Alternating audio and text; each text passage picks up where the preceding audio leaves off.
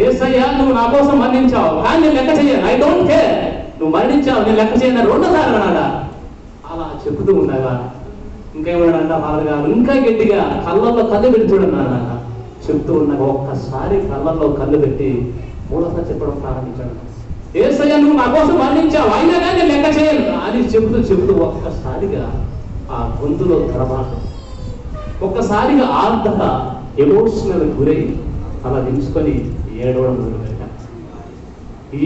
మొదలుపెట్టి బయటికి వెళ్ళిపోయాడు.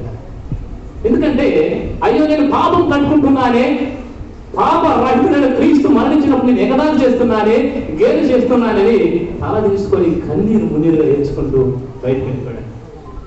అప్పుడు ఆర్చ్ బిషప్ ఆరోన్ జియాన్ నది అంటున్నాక అలా వెళ్ళిపోయినటువంటి ఆకతాయి ఆ అబ్బాయి ఎవరో కాదు, మీ ముందు ఉన్నటువంటి ఆర్చ్ బిషప్ నోట్రే డేమ్ అని ఆర్చ్ బిషప్ అనేటువంటి నేను అన్నాడు. అందరూ కూడా చప్పట్లు కొట్టామా?